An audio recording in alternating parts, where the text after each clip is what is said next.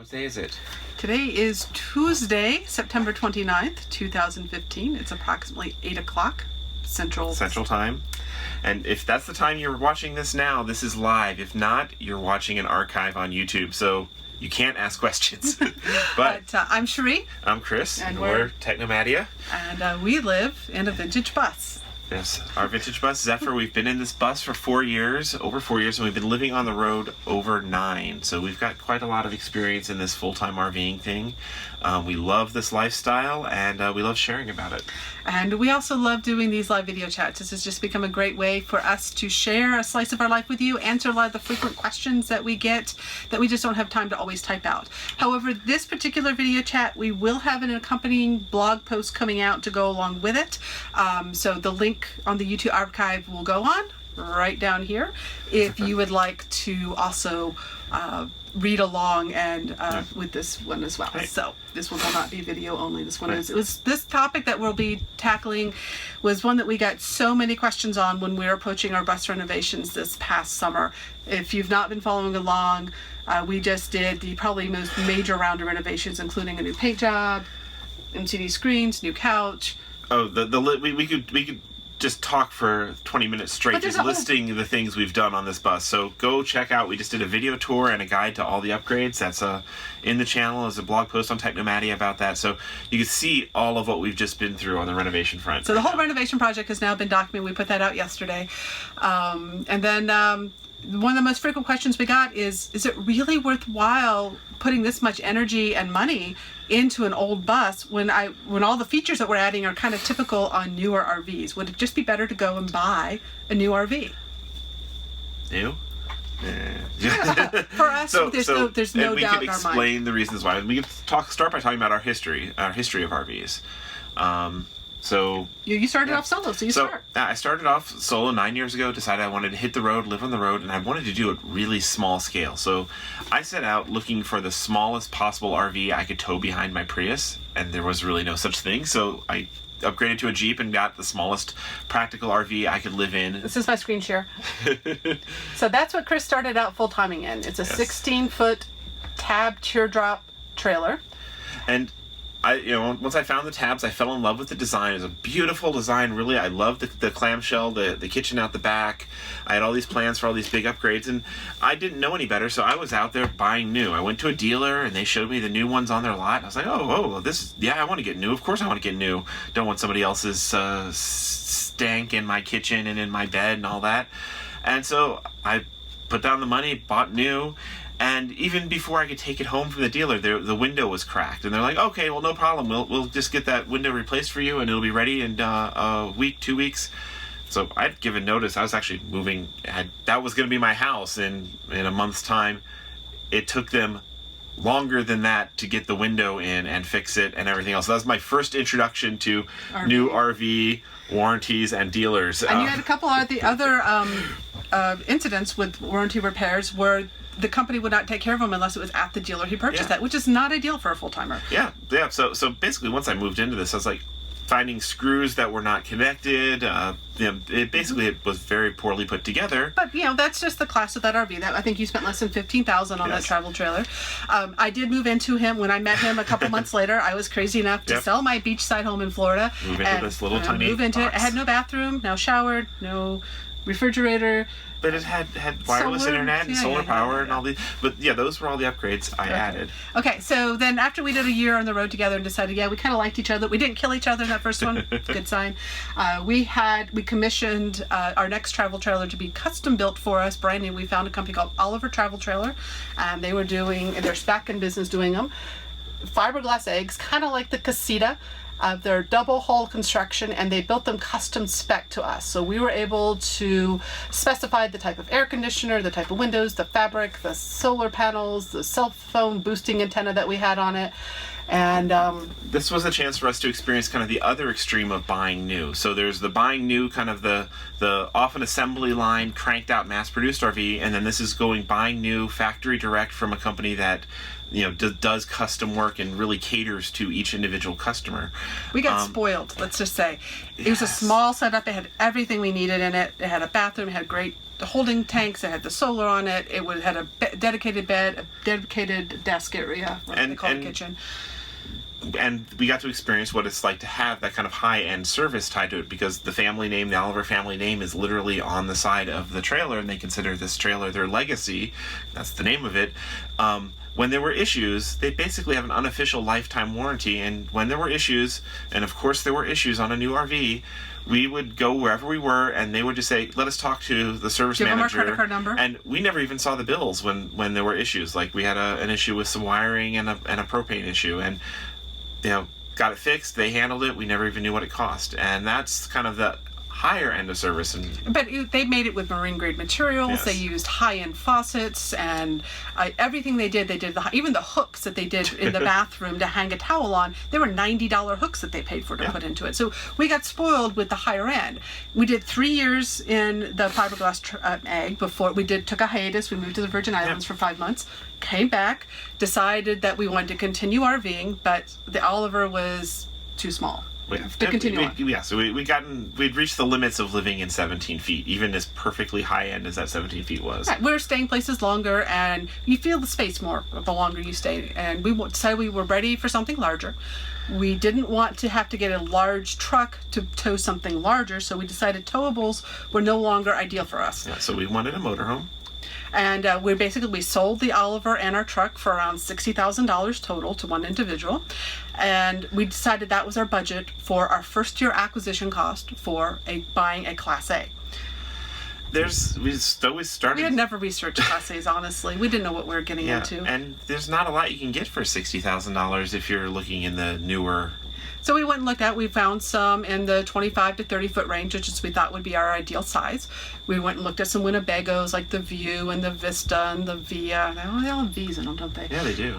We looked at some of those, and they're all in the $60,000 to $80,000 range. And they were nice, but we had been full-time long enough to know that they probably weren't going to hold up long term for us. They wouldn't, and they all looked like standard RVs. Yeah. None of them had desk space in them that would be dedicated or had floor plans that would be usable for us. Mm-hmm.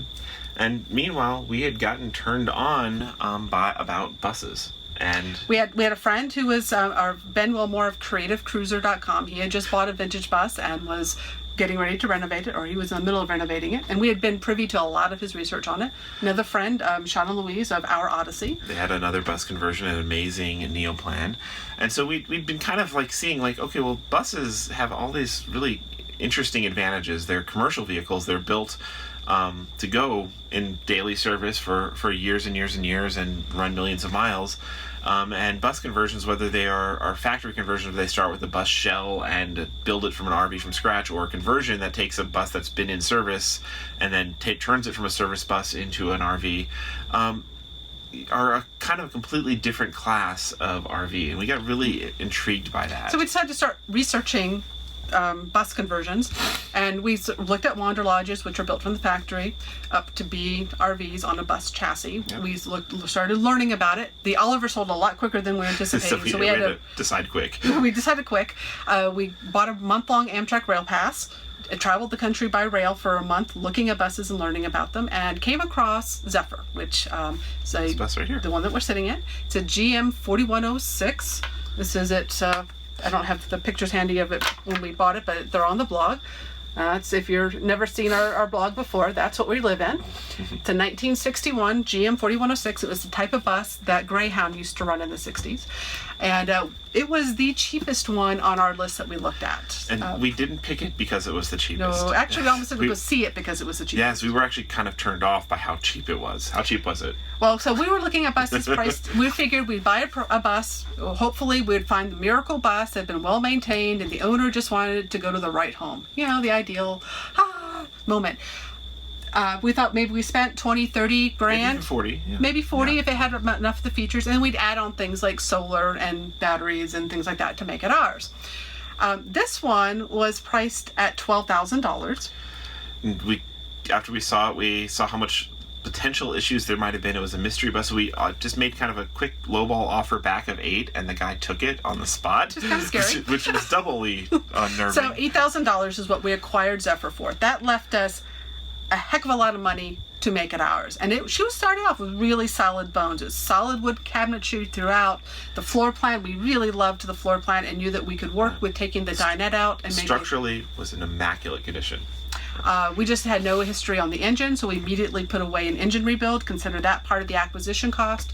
It needed all new tires and wheels. The airbags for the suspension needed to be replaced. Brought up on general maintenance. So basically, we had about $20,000, including the purchase of the bus up front, to get it road safe. We put away another 20 grand for the eventual engine rebuild, which we did need 2 years later. And then we actually ended up with an incredibly livable, incredibly all-around, very awesome RV for quite a deal, actually. So our first year acquisition costs were well under our target point. I would say they're probably around 40 grand because we didn't need that engine rebuild right off the bat.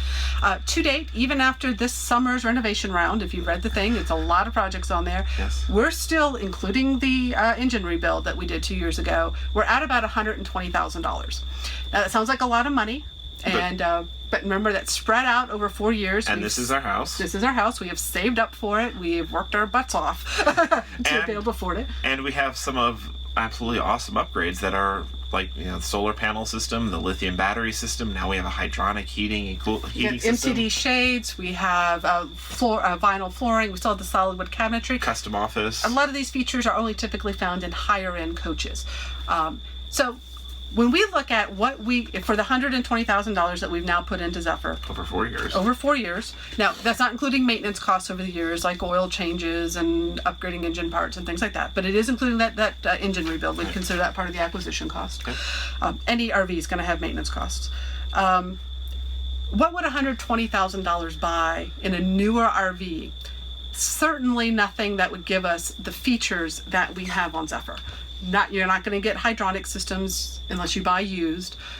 You're not going to get in a solid new wood RV. cabinetry. $120,000 for a motorhome is still very entry level. Especially in the diesel, the entry level diesels in the new, they start at 150 grand. The Winds just posted about that with theirs. They said their Bounder new is just a gas. It's kind of a mid-level gas, mid to high, and it's priced starting in the upper 100s.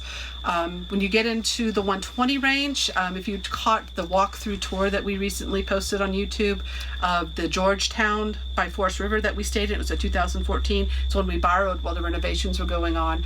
They're selling used a year old or 2 years old in the 110 to 140 range. So that's kind of comparable price-wise to what we have into Zephyr. And trust me, that Georgetown would not live up to our expectations.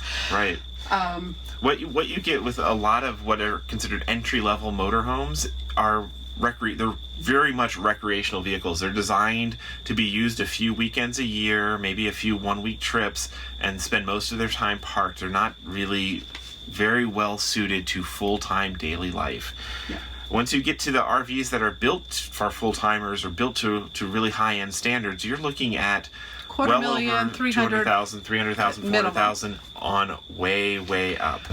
And that's not in my budget. And nor do I really like the look and style of them. Then you end up with something that is very cookie cutter, run-of-the-mill, Not run-of-the-mill. There's some awesome stuff that looks really great, but they look just like the next one. Right. And if you're spending multiple hundreds of thousands of dollars on an RV, then you're going to be very wary to go in and say, I want that wall to be pink. I don't want my wall to be pink. But yeah, you're going to be very hesitant to go in and make major changes because, well, it's new and you're mucking with something that costs a fortune. Absolutely. Zephyr, with her features and her uniqueness to us, I would more rate her in the mid high level of RV or of motorhome. Yeah, it's very uniquely us. It's There's uniquely nothing us. like this out there. We wanted smaller. We didn't want a 40 or 45 foot coach with slides. We wanted Zephyr's 35 feet long. No slides. We didn't want slides.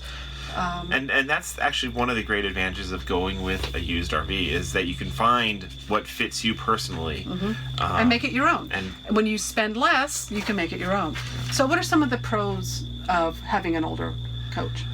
Well, I do think that right there is the number one, is that you don't feel any fear around making changes, even if they're big changes like ripping out a dinette or doing a full interior renovation or changing out systems entirely because they're already kind of lived one life. Right, so it's a new life that you're giving the coach. Now, Right. it's not a matter of just going out and buying a 20 or 30-year-old Class A.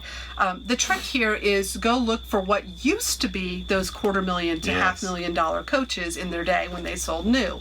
So you go looking at a Wanderlodge, a Newell, a Custom Coach, Newmar, Monaco, Ford Travel, anything built on a Prevost chassis.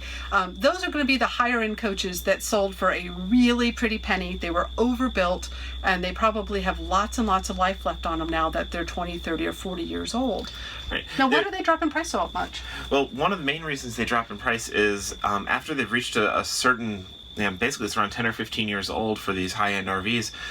In the used market, nobody can finance them anymore. Right. Banks don't finance things over 10 years old very often, unless Right. maybe very unique circumstances. So you, cash only for purchasing them. So that really kind of cuts out a lot of the potential buyers, and then a lot of the normally people who would be interested in a super high-end coach, though they've got money to burn and they're looking for new. They really money to burn, but they want, if they're spending that sort of money, they want new. I know certainly if I had $500,000 to spend, I'm going to want it exactly how I want it. Yeah, but if you're, that is an incredible sweet spot for used RVs, is you find those super high-end ones and let them have been through a life, somebody else babied them.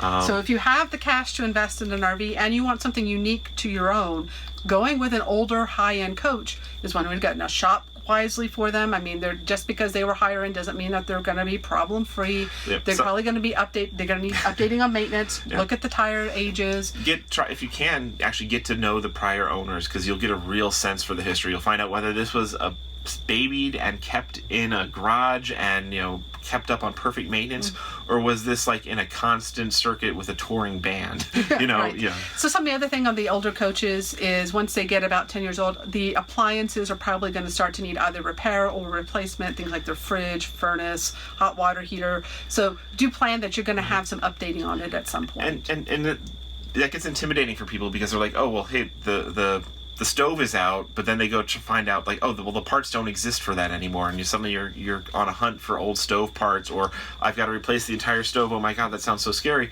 But it's really not. You can actually redo your entire kitchen for just a few $1,000s, as opposed to what you would have spent on a much newer RV. Now, some of the downsides of going with an older coach, obviously, you're going to need to be a little more do-it-yourself with it, or be prepared to hire someone to do the work. We've done a combination with ours. Some of it we've done ourselves, some hiring friends, and then for this big one, we took it to Master Tech RV and had them and just paid for them to do everything.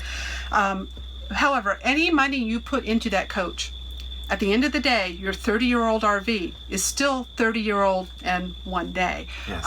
It is not, the money you put into it is not necessarily going to be increasing the value. So be very, keep that in mind, that you're putting in quality of living components for you, but if you go around and sell it, it's not an investment in the value of it. Right. On the other hand, if you do that same sort of big modifications to a brand new RV, like if you buy a new RV off the lot and you instantly rip out and renovate the kitchen, you've actually probably vastly decreased the value of that RV because you've torn out the factory stuff. Right. Well, and then So, but just know that up front. That if you go buy a $10,000 RV or a $20,000 one, we don't anticipate that we're ever going to be able to sell those off for $120,000. Hey, if someone wants to make those offer, we'll probably be quite happy with it. But we plan to keep Zephyr for a long time. Yeah, we've customized her to be our own, and because we're investing in our quality of life on the road, we look at it as kind of like paying rent in some respects. You're not building equity in it with that payment. Now, was it going to sell for $8,000? I know we definitely put more value into the $8,000 we bought it for, but just know that you're not increasing the value of it. So don't say, oh hey, I put $20,000 worth of upgrades into it. Well, those are only valuable to you, and the value of the coach when you go to sell is what someone's willing to pay for it and what you're willing to sell it for. Okay, so we got one more section. We're going to talk about some of the pros and cons of going with a new RV. Okay. After that, we will be opening it up to questions and answers. So and wine. So if you do have questions for us about renovations, about life on the road, or anything like that, go ahead and start using that chat box to queue those up, and I will pick those up as soon as we get to it. So any questions you might have asked, we're not even looking at them and probably won't see them. So if you have a question you want answered, please start queuing them up now. All right. New coaches, pros. What are the news? Well, the pros, it's kind of a mixed blessing, but you get a warranty. When you buy a new coach, you get a warranty, but... Like Chris ran into with the Tab, some warranties are better than others. Some manufacturers will give you that cross country. You can go into any service center. Some are going to say you have to go back to the dealer, or you have to go to one of our authorized service centers. Right. You don't necessarily have the flexibility, just go anywhere and have your coach fixed. And one of the things that you might not realize with a warranty is, as a full-timer, they might say, okay, we'll drop it off and we'll get to it in 2 or 3 weeks. Well, what are you going to do for 2 or 3 weeks while you're out of your house, or months? Right. And we've even heard worse stories than that. yes, oh my gosh, yes. But anyway, some of the pros also of a new RV is obviously you get new. No one's ever lived in it before, or if it's slightly used, sometimes just going with a 2 or 3 year old one is a good deal because the depreciation's already been taken on it. But it's still mostly new. And it's been shucking out a little bit too, so some of the bugs are out of it. Hopefully no real bugs. But, Yes. but you get the bells and whistles. You get the current technology that's in it. You know, you're not having to upgrade things. You get it the way that the designer of the RV intended it to be, not necessarily what's been modified over the years. But some people like to go with newer because they think that they're going to have less problems with them, especially if they buy brand new. They think they're going to drive off the lot and everything's going to be perfect on the RV because it's brand new. We've never actually heard of that happening. No, I have. I think there was this unicorn once I ran into who was farting rainbows. Yeah, no, every RV that we've ever heard of drives off the dealer lot with... New or used. Okay, these things are houses that are under constant earthquake conditions.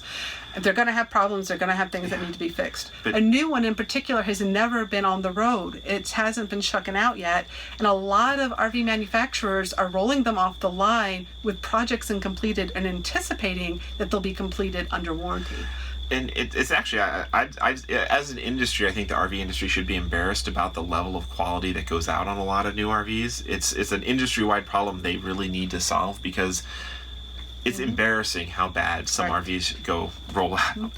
But if you do decide to go new or newer, just know that, like Chris mentioned before, you're probably going to be more reluctant to make changes on it. So make sure what you're buying is what you want and what you're going to be comfortable with. Because if you've just put, $250,000 or more into a brand new RV, or even $100,000 into a newer RV, you're going to be less likely to do things like swap out a couch or paint a cabinet or something like that to make it more yours. And also allow for a lot of extra runway before you take it away from the dealer and before you even accept delivery, to try and get as many things fixed while it's on their clock before it is yours, before it is in your hands. And just know, as soon as you drive it off the lot, it's going to depreciate and lose a lot of value. So just like we've put a lot of money into Zephyr and we're not anticipating that we'll get the majority of that ever back, that's kind of the depreciation. Same as we bought a $500,000 coach. Well, a year later, it's probably not worth $500,000. Not even close. Not even close.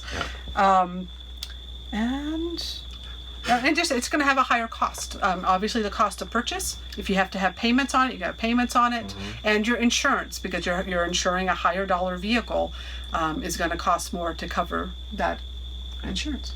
So that's basically it for the new RVs. I'm going to switch over back to my laptop and see what questions you guys have for us. Meanwhile, he's going to go pour some wine. Give me a moment to catch up. Today's wine is actually wine that was made for us by one of our blog readers who came to us at the Escapees rally last year, and this is wine that they bottle themselves. It's Happy Dog wine, but for Kiki they actually made it special as Happy Cat wine. So we're actually very excited to taste this. Okay.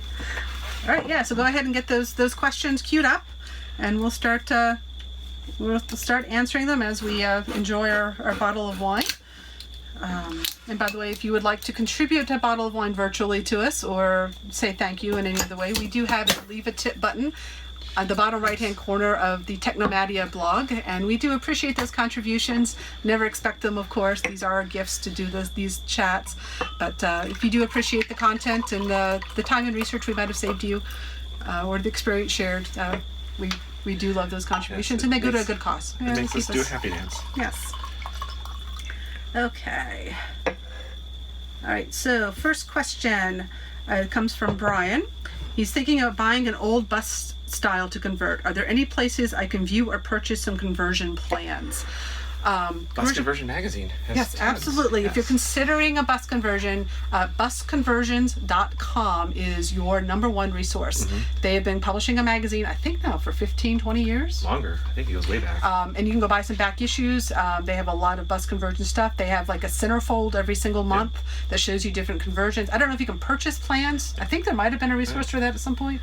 Yeah, we do. Yeah, we do have to say that bus conversions, doing a conversion yourself or buying something that was a home conversion, is an extra level of complexity.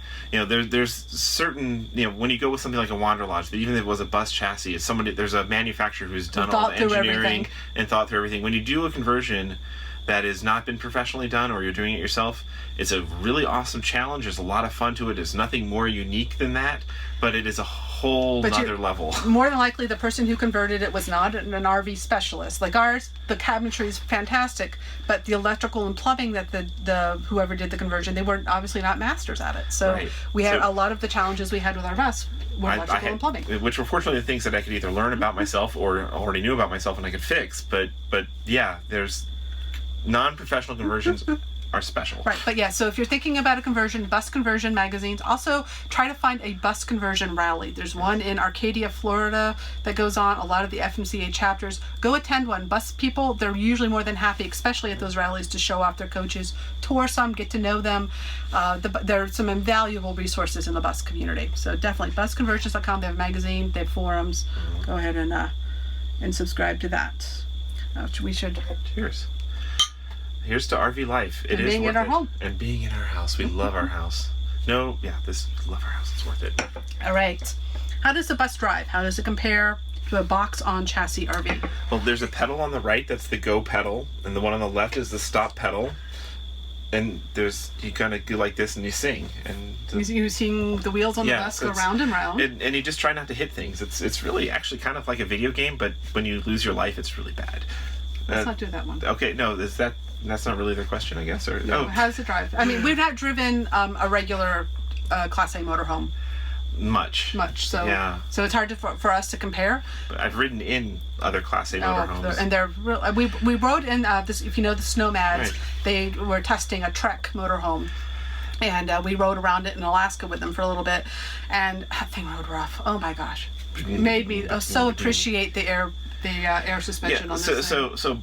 Well, again, buses and high-end on diesel RVs tend to have airbag suspensions. They tend to have a chassis that is designed for, many miles down the road, carrying lots of passengers or tour buses and stuff like that, and they tend to ride really, really well. A lot of the more truck-based RVs, sometimes the suspension leaves a lot to be desired, but, go test drive and also, go get rides from friends and stuff and experience different types. Okay. Have we had any issues getting insurance for the older bus and covering the additions and upgrades you have? And actually, yes, that is one of the challenges. Particularly for conversions. Because so many conversions are home done. There's less insurance companies that are willing to cover them with full coverage, to cover the actual, not just liability, and we wanted everything covered on the coach. So our insurance agent, we use Epic Insurance, Gina Shaver. She worked with us and worked and kind of pulled in some personal favors with what used to be GMAC, who's now National General. Progressive will also, last I heard, will insure a bus conversion. Right, but be prepared for a bit of a hunt. Trying to find full-timers coverage that would also cover at the time, ours was considered a do-it-yourself. One of the reasons we wanted to have the majority of these upgrades done at MasterDeck is so we can now claim it is a professionally converted RV. We've had the engine rebuild done professionally and the majority of the work now done professionally. So we should have less problems. We are planning to get an appraisal on the bus and present it to the insurance company and get an agreed upon policy. We'll see how that goes. Right now, I think we have just a standard one. Yep. So, okay. Why did we not want slides?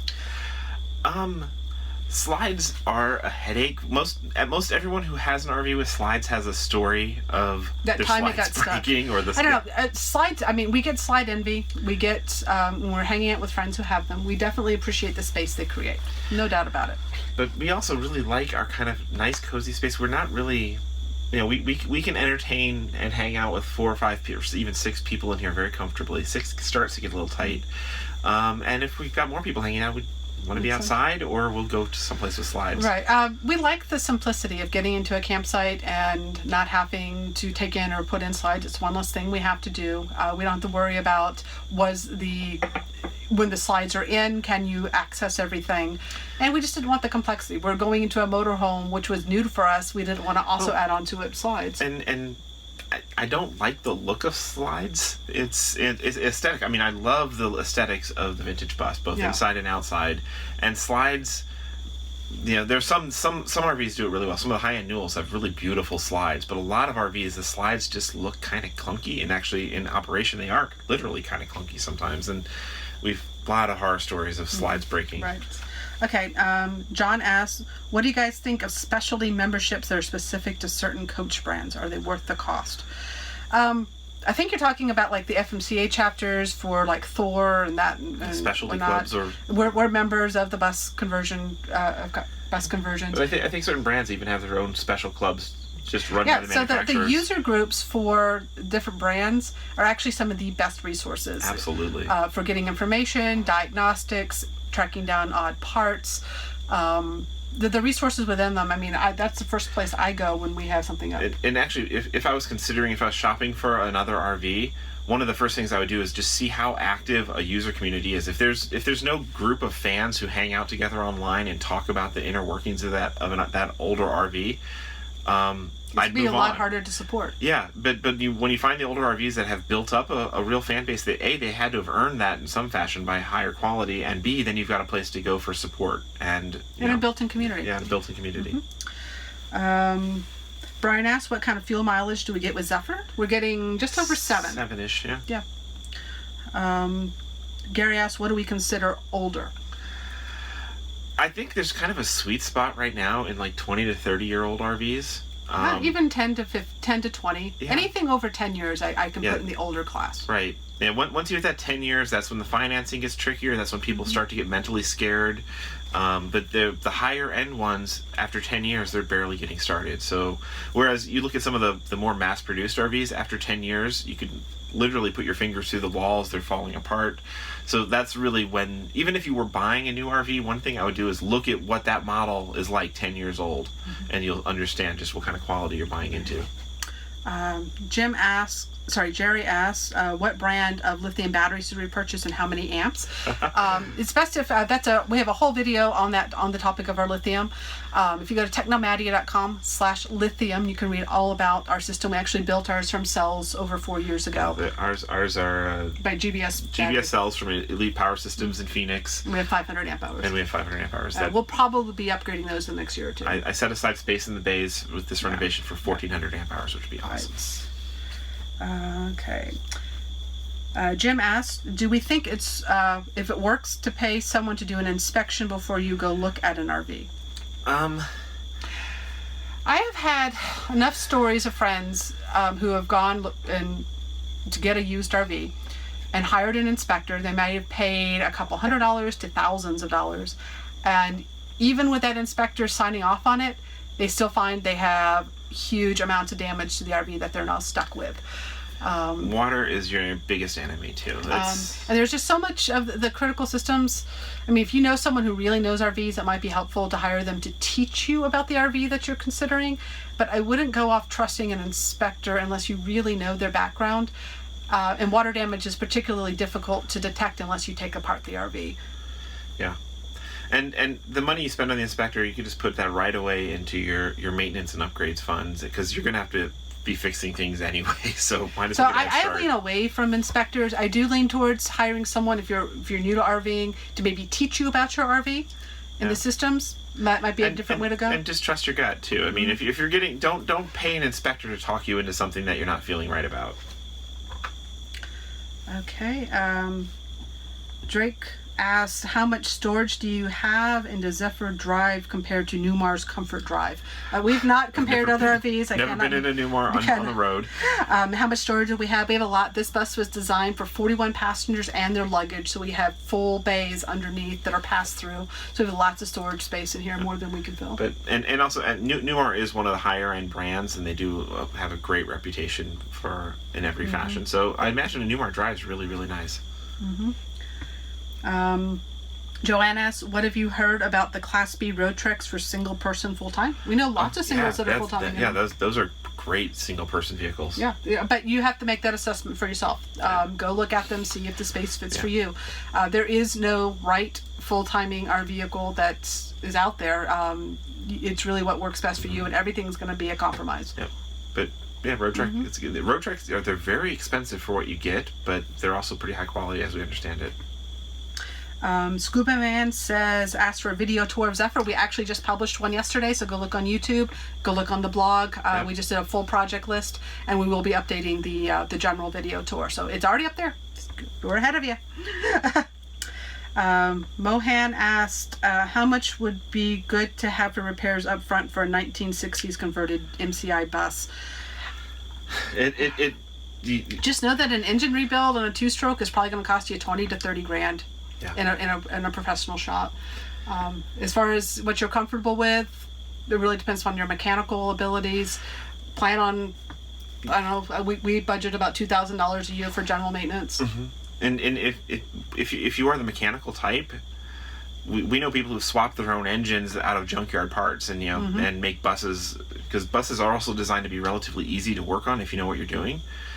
So if the mechanical type in you, go for it. You can make it really cheap and easy, and if you're going to have to go to a professional shop, it can be very, very pricey.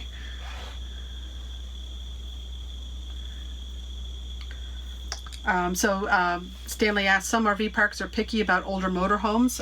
Yes, there is. Some RV parks do have what's called the 10-year rule, where they specifically say in their guidelines that they have reserved the right to turn away motorhomes or RVs that are over 10 years old. And a lot of that, you'll find that more in places where there's very lenient tenancy laws, where it's very hard to evict somebody if they don't pay or if their motorhome breaks down, where basically we found very few RV parks that have any issue with what had been a $500,000 rig that's 25 years or 30 years old. As long as it's still good. A lot of them, they want to make sure it looks good. Right. It's kind of like going into a homeowners association. Right. You know, everyone has they have standards. You know, you can't paint your house bright blue. So it's the same thing in some neighborhoods, and some of them it is just for the tenancy sort of things where it's really hard to evict somebody whose motorhome might break down in the. Yeah, but for the most part, in our 4 years in Zephyr, we've only ran into one park that even raised an eyebrow, where the manager is like, "I think you're probably too old to be here," and then the park owner came by and he's like, "Love old buses. You're awesome. You're welcome." Yeah, here. we tend to fall in the classic range, especially with all the we have all the paperwork and receipts to say, hey, we're actually at 2015 with the new paint job and the engine rebuild. But and also, if you keep in mind, national parks, state parks, county parks, they're none of them care. They're open to the old. Public. Yep, none of them care. Most of the places we go don't care about the age, and we have gone to parks that have the rule. We just sent them a link to the blog and say, hey. Or send them a picture and say, hey, this looks like a classic vintage, and if on the other hand, if you look like you're drove out of a junkyard, parks might have issues. And please, folks in the chat room, if you'll keep the chatter down, it'll make it a lot easier for me to find your questions. We know that you want to talk with each other, but it does make it difficult for me. David asks, if we had to do it all over again, would we go with MasterTech again? That's a mixed one. I don't think I'm going to answer that right now. It's a tough call. There's a lot of really awesome about MasterTech, and there's a lot that went wrong with our summer experience, and then we kind of recovered. But I need some more distance before I make that decision. Ask us again in 6 months. Which is an answer in and of itself right there. Do you find that not having slides make it easier to stealth boondock? We live in a vintage bus. There's no such thing as stealth boondocking. Yes, but yeah, I mean, if stealth boondocking is your goal, definitely no slides. Because if you're staying in truck stops or you're staying on streets, you can't have slides out in a lot of those situations, especially if you're trying to look like you're just parked, not living in it. Right. So definitely not having slides makes it a lot easier. It opens up the street camping options. And then there are some RVs that, even though they have slides, they have very smartly been designed so that they're functional when the slides are in. That's actually kind of rare. Because most people when they're shopping for an RV, I don't think they even bother to even close the slides and see what it's like with the slides in, but very few RVs are useful with the slides in, very livable with the slides in, but still can expand.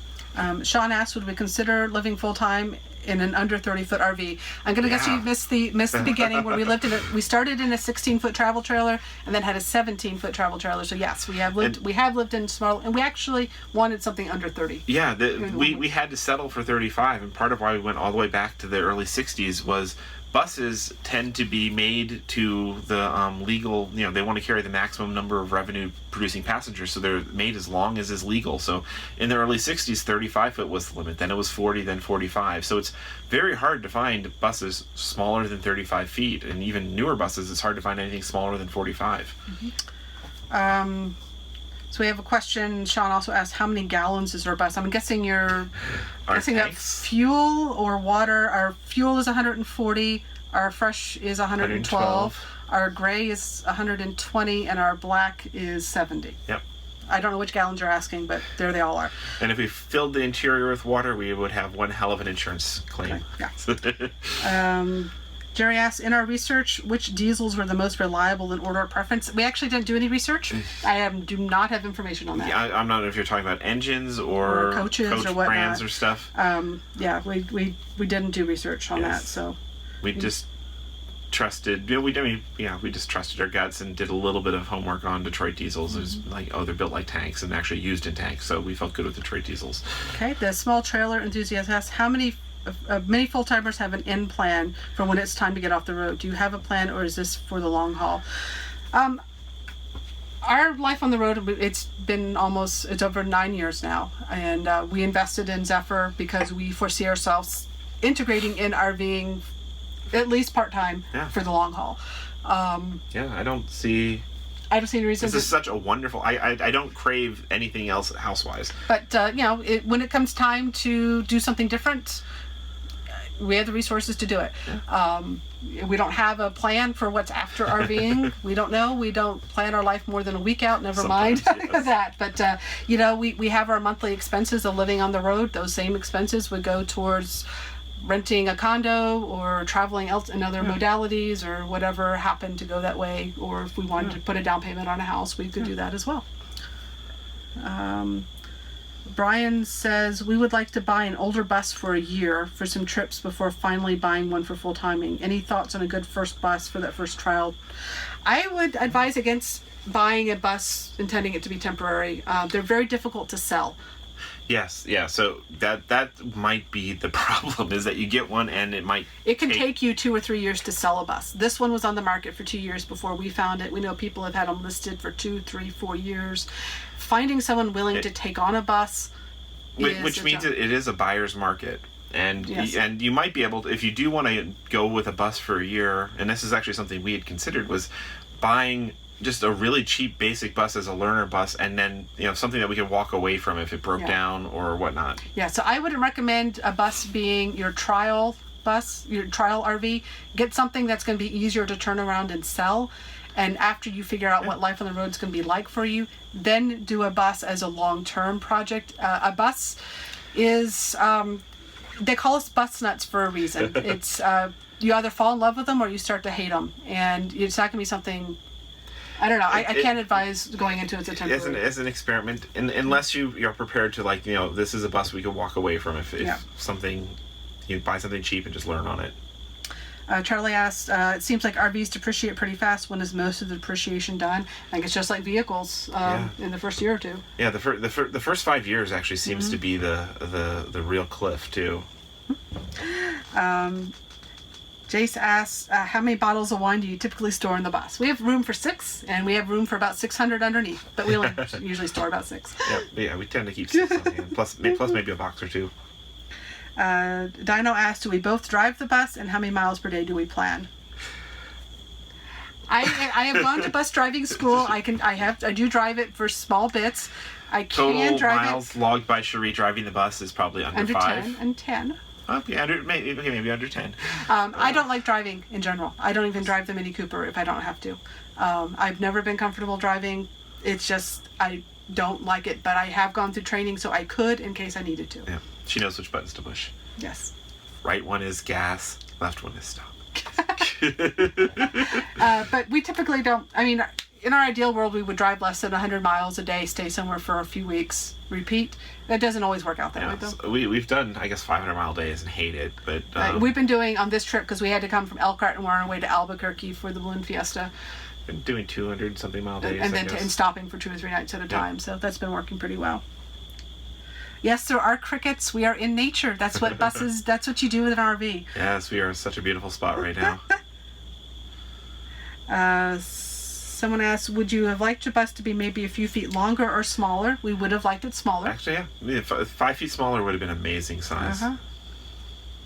Is our post on minimum vacation packing still coming? Yes, we did promise a post about how we packed for the 2 of us for 7 weeks, living out of backpacks. We've been too tired. Too much going on. We got stuck in a month of being project managers at a shop to get our bus back. Did not have time to do that sort of writing. breathe. I don't know if we'll do it again. It's kind of now passé. Maybe next time we do another sort of trip. I don't know. I just thought I tend to write about what's current in our lives, and that now seems years away. Yes. So that post I may not remember be. going to Alaska. It felt Yeah, like a decade Alaska. ago. Yes. So I don't know that it's in my conscience enough to write about it ethically or do it well anymore. Corey asked, did you guys do your bathroom design, or was that the original converter? All the woodwork except for the desk was all from the original converters. But then we redid the countertops, and the vessel sink is all our own. Right, but the design of the Yeah. folding out being a Right. side bath and a full bath, that was the original Right. converter. Mm-hmm.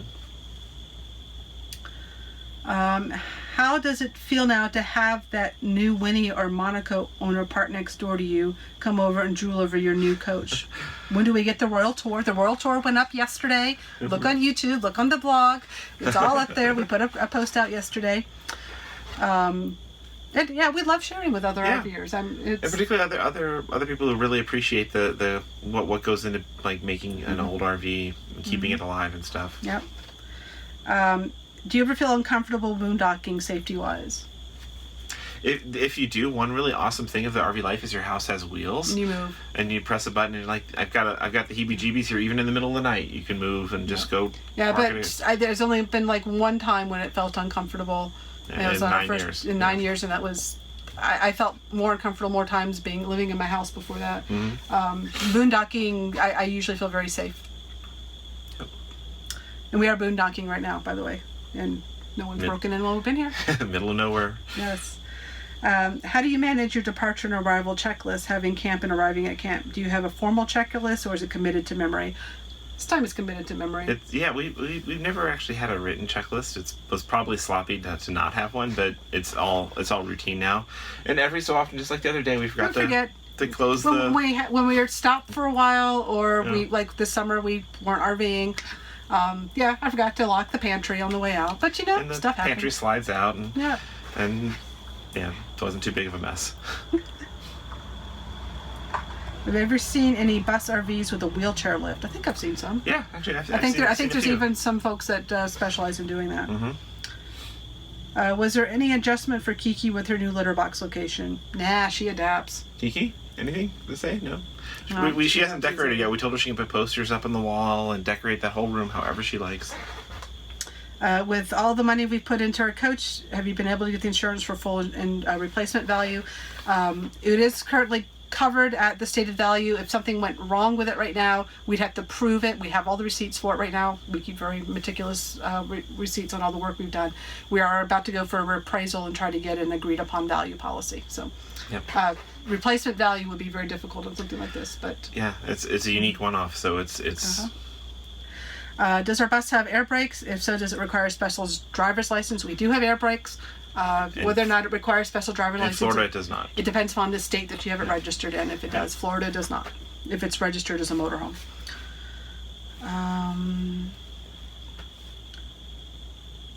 Is Kiki's potty room mechanically vented? It's got a little electric vent. Actually, would have been a CPU cooler vent way up at the top, and then it pulls air through an aluminum channel all the way from the bathroom. So it's got an electric vent, and it uses tiny fraction of a watt of power, runs continuously, and is silent. So. Okay. Wow, lots of questions. Oh, goodness gracious. Remember that wine button. Leave a wine button. How well insulated is the bus? I've read RVs that were 4 seasons ready. How does the bus handle this? Heated storage compartments, insulated water lines.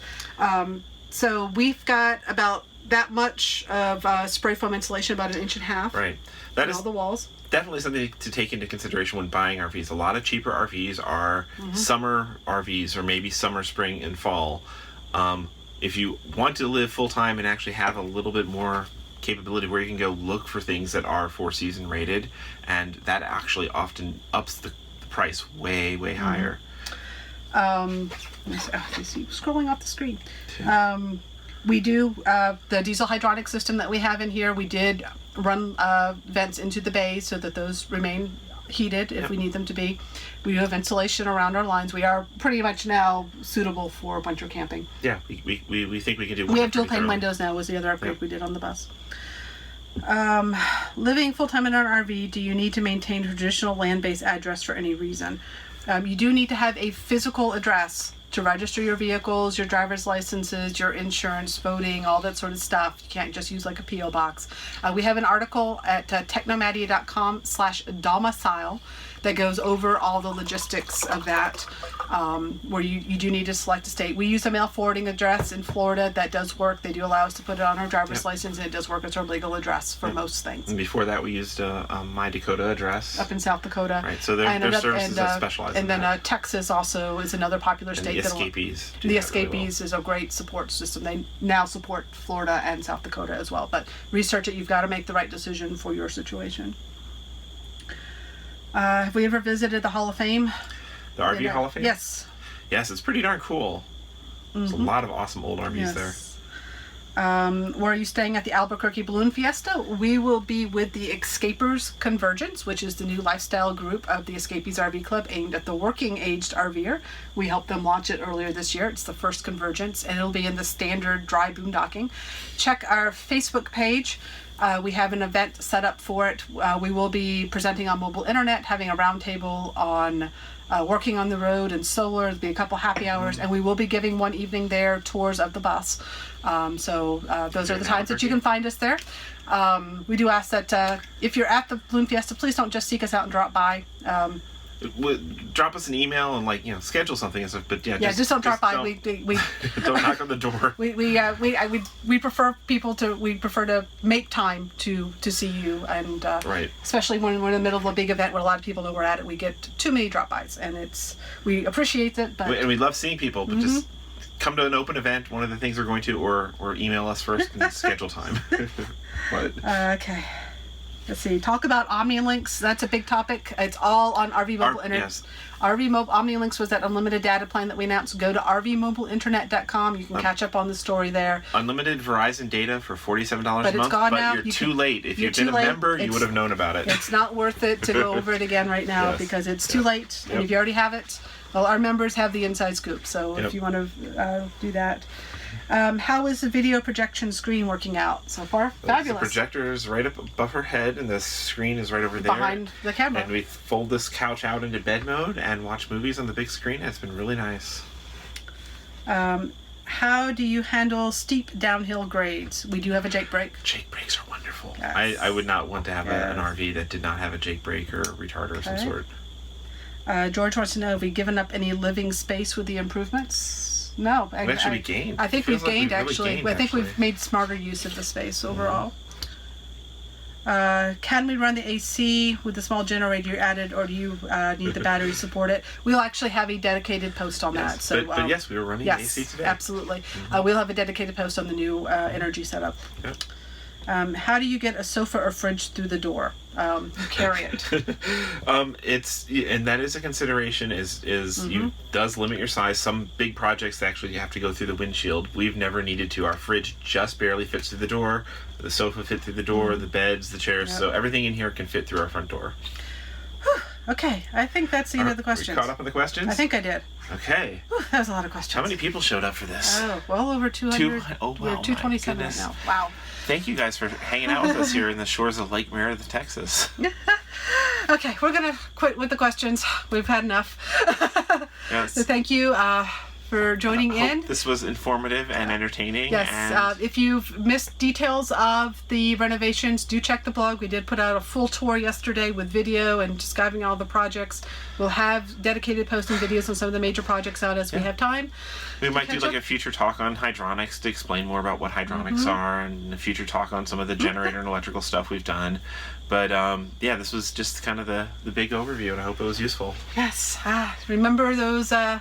We love comments. We love to hear your appreciation for what we do. All Technomatty is all personal. It's not tied into our business. This is all personal time that we're gifting to our RVing community. We love doing it, and we love hearing how it's inspired you. So Great. don't hesitate to leave comments on blog posts, on videos, and if you ever feel inclined to send a bottle of wine or take us out to dinner, we do have that virtual leave a tip button at the bottom of the blog page. So toasting you this evening. Here's to all. Welcome of you to out our there. new home, and we'll see you next month. First video chat from here. See you.